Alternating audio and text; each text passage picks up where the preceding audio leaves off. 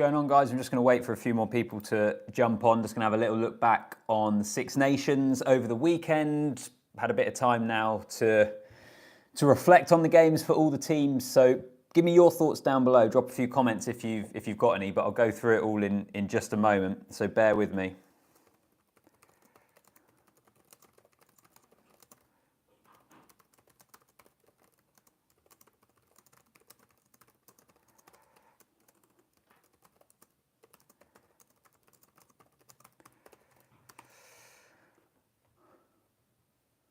Oh, you caught the accidental one a second ago. I was trying to work out, couldn't work out the camera, which was pretty basic.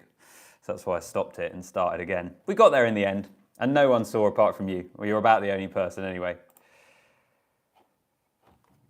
So yeah, what do you make of the opening round of the Six Nations? Like, it was a pretty good round overall. Bit worried after the opening the opening game of France and Wales, as we all suspected, but yeah, we got there in the end, didn't we? Suppose I'll kick things off. If you have any questions, then do put them in the comments, and I'll make sure that I try and get to them. And it is probably for me Ireland and England that was one of the most intriguing games, really, of the opening weekend. And following the match, for those of you that watched any of my videos and my reaction video, overall I was kind of saying England played really well for a period of time. I think there are still question marks majorly over this England team, particularly about their ability to close out games, to deal with that last kind of 20 to 30 minutes. It continues to be an issue. So the similar sort of questions remaining from an England point of view. And to a degree, I said that similar questions were remaining from an Ireland point of view. In that if you look back to the end of November, the questions were going to be, how did they cope without Andy Farrell? And was this a team that wasn't quite as good as they were previously?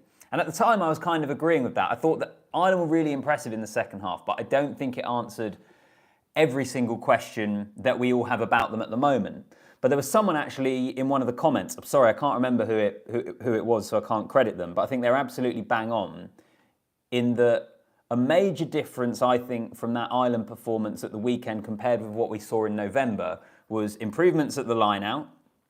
Was that helped by England's selection? Maybe, I don't know, but their line-out was more solid, where that was an issue in November. Their discipline was better, and boy, was that a problem for England against Ireland. And their handling was a lot better. And I think that third point is a really, really good one about this Irish team, their handling, because that was a major problem in November. How disjointed it looked, the balls that were going to ground. Now, I still don't necessarily think that Ireland's attack was as sharp or as slick. And I think more generally, they don't look like they're quite at their best. You know, this team, when they were winning away that Test series in New Zealand, when they've had their best performances, I still don't think they're quite at that level, but they were better. Their handling did improve, 100%. So from an Ireland point of view, I think they should be absolutely delighted, rightfully delighted. The way they blew England away in that second half was pretty impressive. And from an England point of view, I keep fluctuating between the question of, are they just miles away from the top teams? Like, they can compete with them for kind of 50 minutes or whatever it is, and then they drop off. Or are there quite justifiable reasons for this? Steve Borthwick continues to point towards the inexperience. I'm not quite having that. Yes, it plays a factor, but I think just because you're inexperienced doesn't mean you can't beat teams. It doesn't mean you don't have good players or quality in there. They've had a change in leadership, in Mara Itoje taking up the role. The Premiership as a league is weaker. Like, there's all these other factors, and I'm like, are those ultimately the reasons for it? I still can't quite work out where I am with this England team. So let me know, what do you guys make of it? I'll go into the comments. There's a few people getting in touch. Harry says, hey Alfie, just thinking about England, I was fairly encouraged by the first half performance, but was thinking that fitness has to be the #1 priority for England. Seems bodies and minds were knackered by the second half. If conditioning improves, this England team could be even more competitive, keeping up the first 20-minute pace for a full 80. Fitness, I think, has been a problem for England. I think Steve Borthwick spoke about that in the autumn, didn't he? And they lost Aled Walters, who was incredibly highly thought of, very well respected defence coach. Fitness coach, beg your pardon. Felix Jones was the defence coach. So they lost him. And Borthwick has said that it's been an issue with the conditioning that they have in the Premiership coming into England camp. So I think that is a problem. The issue, though, is they've just signed this new PGP with Premiership clubs to lay out how the men's professional game works, the professional game partnership, how it works in England for the next 8 years. That's where you get that right. And he does have more control over the players at the moment. Are we going to have to wait a little bit to see the benefits from that? But I think fitness is probably an issue there, Harry, which it shouldn't be. I never quite understand that, but I think you're probably right. And I've seen other people point towards the fact that they're not as well conditioned as other teams. In which case you're stuffed, aren't you? Like if your game plan is intensity, is getting in the faces, which is what it was. When they played well against Ireland at the weekend, they were physical, they were fronting up, they were competing with them. If you can't maintain that for the full game, then you're in trouble. Grant says the Irish handling only improved in the second half when England were knackered, so along similar lines of England being tired. Ireland should have scored 10 tries at the weekend. Yeah, England's defence was good in that first half, like particularly that sin binning period. We kind of forget about it because England ended up losing the game, but the way in which they held out Ireland multiple times during that period was actually pretty impressive, but then they did drop off. Andrew, I'm finally accepting England don't have the players at present. How many world-class players do England have? Good question. How many world-class players do England have? I'd say Maro Itoje. I think he gets in a lot of teams. I think he has a great chance of starting for the Lions later this year, which is maybe a pretty good way of categorising it, or it's a different category, isn't it? But you get what I mean. Maro Itoje, how far off do you think is Emmanuel Faye-Weboso? Like, I look at his absence in this England team and his injury at the moment. I know he's not there at the moment. I think that's a huge blow to England because of his quality, and he just gives them something different, like an X factor in that back line that they are missing. So arguably him as an outside shout.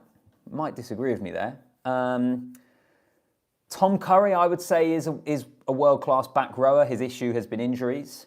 So yeah, Itoje and Tom Curry, I think. And I'm struggling for who the others would be. Maybe Emmanuel Faye-Weboso, possibly. What do you reckon? Nick Mason-Page says, hi Alfie, is it time to consider Will Butt, Will Rigg, Ben Waghorn or Ollie Hartley to bulk up our midfield? The midfield is fascinating because they're continuing with Lawrence and Slade because they want continuity, right? Like, it's been a problem for England for so long, and Borthwick wants players in combinations playing together. But it gets to a point where, at what point do you change that because it's not working? He's been very loyal to that combination at the moment. I actually thought Slade and Lawrence had, for both of them, one of their better games for England at the weekend, particularly in that first half. Maybe they faded away and didn't have as big an impact in the game in the second half. So any of those players to bulk up the midfield? I'm not sure. I mean, I would look at, I don't know, do you go for a Max Ajomo at Bath, someone like that, who could come in, maybe doesn't bulk it up enough? I think part of the reason is there's no obvious candidates. Like Dingwall's an option, but he doesn't necessarily bulk up the midfield. Like I don't know fully where you go with that England midfield, but I agree that it is a problem. Harry, I don't fully agree with the player comment. If you look at the South African squad in 27-18, results were poor, but still included a majority of the players we now call the best in the world. That's fair. I think with a bit of belief, a bit of fitness and a bit of winning experience, getting used to winning, if that makes sense, and a lot of these players would be held in much higher regard. I agree with you there, but I still think speaking right here, right now, how many of them are world class, like it's hard to call someone world class if they need all those other factors, if you see what I mean. Is that fair? I still think if you're saying how many players are world class at the moment, there's only a handful, I think, in that English team. And yeah, sure, if they were playing in a better system and they were a team that was winning, maybe we consider more of them world class. Brian says, Prendergast was awful. Crowley should start in future. Yeah, Irish fans, talk to me. What do you make of the fly half debate, really? I said in my preview video, for the match that if I was Jack Crowley, I would be smarting a little bit. I would be pretty frustrated, pretty insulted actually, that so many people are willing to crown Prendergast already when he's coming through. We know how highly he's thought of. We know that Andy Farrell sees him as maybe the long-term future at fly half. He's quite similar in his game plan to Johnny Sexton. But if I was Jack Crowley, I'd be saying, look, I'm not exactly that old. Yes, he has had a mixed bag of performances when it comes, but he's had some really good performances, I think, for both Munster and for Ireland. So would he be thinking, I deserve more of a shot here in that Irish 10 jersey? I just don't think they make a change yet. Do you? If they've gone with Prendergast for the opening game, if they view him as a longer term option, and also if Crowley was effective off the bench, they might look at that, they might need that again. Like, would you rather have Crowley coming off the bench than Prendergast at the moment because Crowley has that little bit more experience? I think he should still be in the conversation. I don't think the door is shut on Prendergast as the guy to absolutely take the team forward, even though he's a really exciting prospect. But does it change for the weekend? Also, Prendergast was awful. I don't know if I'd say he was awful, Brian. I thought he wasn't great in the first half. I think partly that was England being a lot better as well. Harry, you're holding on to all hope about England. Yeah, it's not easy at the moment. I might be wearing red tinted glasses, but I don't think Prendergast has shown anything yet. Yeah, I mean, I don't watch the URC week in, week out to be able to make a determination on how he's been playing for Leinster, so that might be fair. Scotland look like favourites to lift the championship. That's a huge shout. Scotland favourites? What I will say is if we look ahead to this weekend, how big is Scotland's match against Ireland? In fact, all the games this weekend, Italy-Wales, absolutely massive. On Sunday, the Scotland-Ireland game, like if Scotland win that, all of a sudden, a lot of people will be looking at their final game away to France and thinking that that is going to be the Grand Slam decider at the end of the championship. Like it potentially defines their whole championship. And then obviously England against France, England lose, it's kind of like, where do they go from there? It would be, 2 wins in 10, continuing to fail to beat the top sides in the world. Like, storylines everywhere. And France, how impressive are they going to look? They beat Wales. We expected them to beat Wales, particularly at home on the opening night. England aren't that good, but it is still a tougher prospect going away to Twickenham. The last time they were there in the Six Nations, it was that 53-10 game where they absolutely tore them apart. Record defeat at home for England. So all 3 matches this weekend are massive. And on Scotland, I can't have them as the favourites yet. With this Scotland team, I've always said they're a really good side. They have had so many notable results and impressive performances, but I will believe it when I see it. Because wouldn't it be classic Scotland to beat Ireland this weekend and then go to Twickenham and lose to England? Like, normally where there's a way for them to muck it up, they've been able to find it. Italy last year in the Six Nations, for example. So I really like this Scotland team. I would actually quite like it if they beat Ireland. Purely from the point of view, I'd quite like them to be in a position where they could win the Six Nations on the final weekend. They never get to that stage. It would tee up that France game absolutely brilliantly. And I thought Scotland looked good, and I give them credit for the way in which they came through against Italy, because we've seen that script before. We have seen that movie before, last year in particular, and they weren't able to win it. So let's see how they get on this weekend. Finn Russell has to be better. He didn't have a great game. He's had plenty of very good games for Scotland, but I think he needs to be better this weekend. Prendergast creating many openings for Ireland. Prendergast is 21 years of age. Where were Sexton and O'Gara at that age? So yeah, is there quite a big discussion in Ireland about Prendergast? Is that kind of the main question mark over this team at the moment? Your fly half always is, isn't it? It's such a glamour position, but it seems to me that there's a fair bit of discussion there. Who does everyone think should start 10 for France next week, with Untermack most likely out? Ramos at 10 and a change at 15. Jalibert back in with Bordeaux. Links to Louis Bielbiarré, potentially Penaud. I'm presuming they're going to go Ramos, as they did in November. But yeah, Jalibert has come back in after having a little bit of a, falling out? A little bit of a discussion with Fabien Galtier previously. I would expect them to go with Ramos. I think he's so valuable to them at the moment, isn't he? Like, he's the best goal kicker in the world, I think, Tomo Ramos. You feel like he's never going to miss. England are going to be so up against it. These games have a massive factor in deciding all of the positions. For the Lions tour, yeah, it's kind of the subplot, isn't it? Maybe that's another question then. Who strengthened their case for the Lions over the weekend? Whose was weakened? One player that I think came back in with an absolute bang and strengthened his case, which isn't a surprise inclusion whatsoever because of how good he's been over the last few years, but it's Dan Sheehan. Having been out for a long time with a really serious injury, what impact off the bench. Like, he was absolutely brilliant for Ireland. He has done himself a huge boost, I think, given that he hasn't played for a little while. I know he would have still been involved in the conversation. I thought he was excellent. And I think Hugh Jones, I've been a big fan of Hugh Jones for a while now. I think he's starting to get the plaudits that he deserves. I honestly think right here, right now, I would have him as my starting 13 for the Lions. Could well change. We'll see what happens in the rest of the championship. But I don't know. I guess with Ireland, you've got Ringrose, Henshaw possibly at 13. Ollie Lawrence or Henry Slade for England. They're not getting in instead of Hugh Jones at the moment. So for me, it'd be Hugh Jones, Dan Sheehan. Any other players that have really bolstered their case off the back of the weekend? Rory Darge, maybe. I thought he was excellent.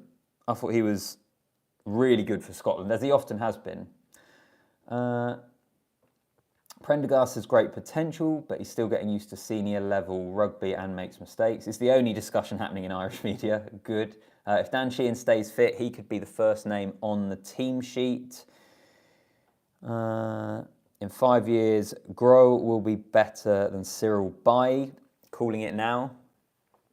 Who's going to replace, what's his name? Georges Henry Colomb. Is he the guy that's going to replace Weenie Antonio? Antonio's still so good, isn't he? But they've been trying to stop him from retiring for ages.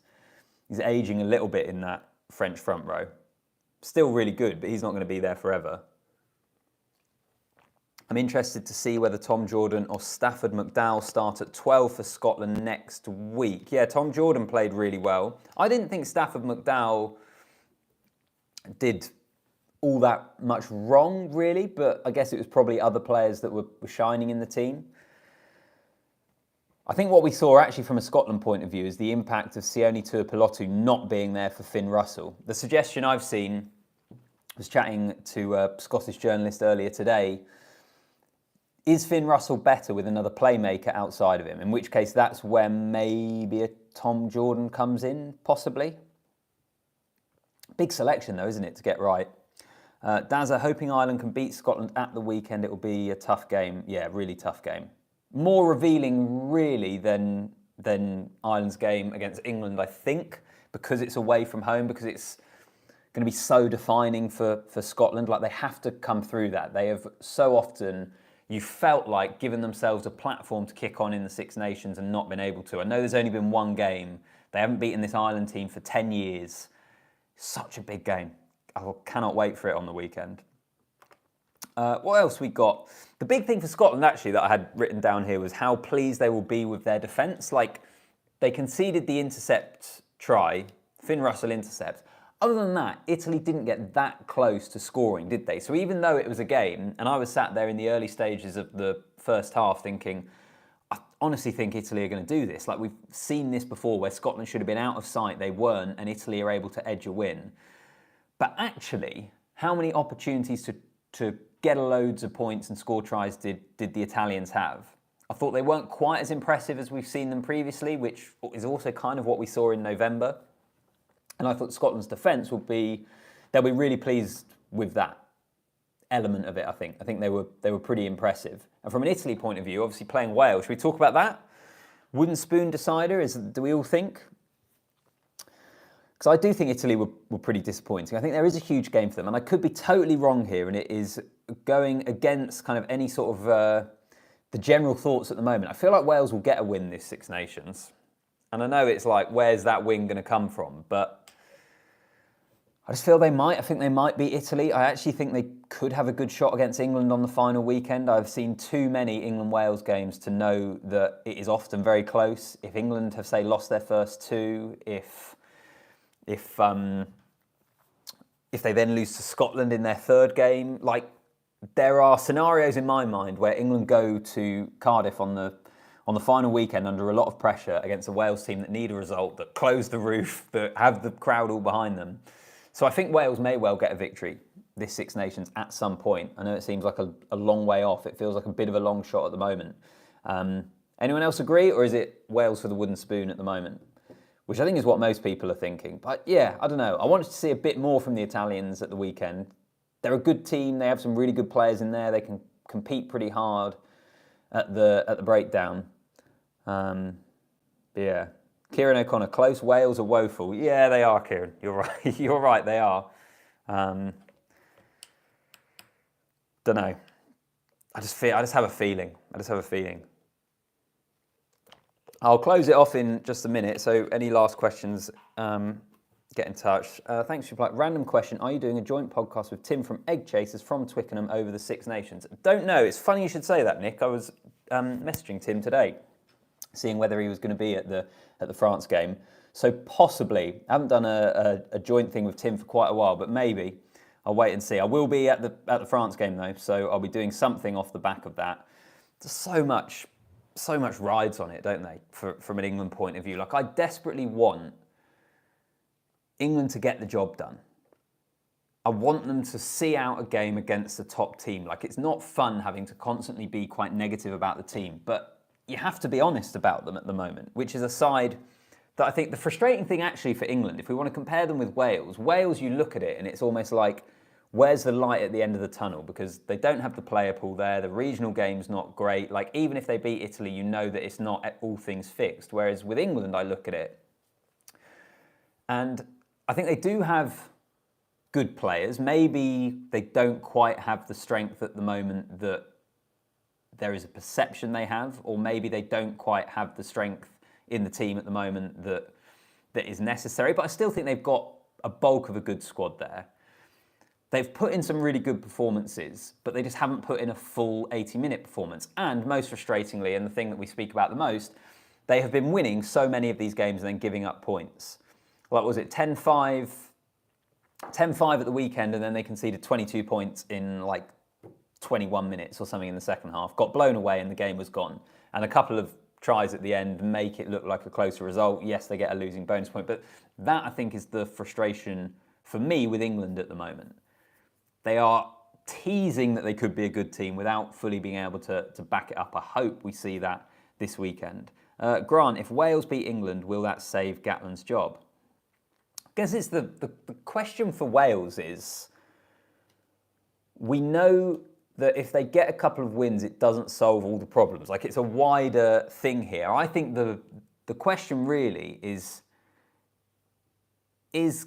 Gatland the right man to take them forward in that, does he still want to? Does he still want the stress and the ag and the issues that he's currently having to deal with? Does he want to be the person to take that forward? And then, how patient are you going to be, and what are you putting in place to fully solve some of these problems? Because you can get someone else in, and I don't think results are necessarily going to be all that much better, if you see what I mean.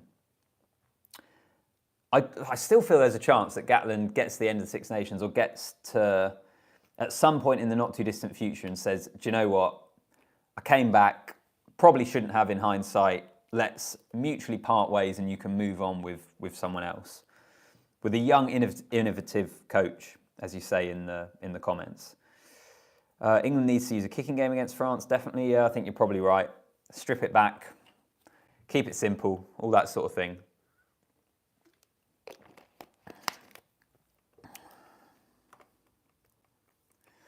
So yeah, I'm going to leave it there, I think, guys. I haven't done a live for ages, by the way. I think I last did one just for the World Cup, and I was like, I'm going to do more lives, and then for whatever reason, I never get round to it. So I will try it and do more, but it's not as easy. Sometimes I just record a video, upload it when I can, and that's a better way to do it. So let me know if you want to see more lives and more interactive things. Ronan O'Gara for Wales, Harry says, O'Gara would never go to Wales. Yeah, I think it's more likely that England get rid of Steve Borthwick and then Ronan O'Gara goes to England.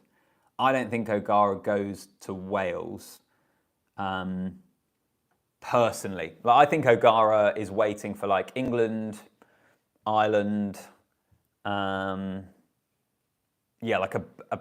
God, this sounds so disrespectful. Almost a bigger job than Wales at the moment. I think he wants to go somewhere where he can win. I'm not sure he'll view that as Wales at the moment. And the irony being, England have lost most of their games, all of their recent games against top opposition. Cool, I'm going to leave it there, guys. Appreciate all of you watching. Make sure you subscribe to the channel as well. Make sure you like the video, do all that jazz, so that we ride the momentum of the Six Nations and all the eyeballs we get on the sport.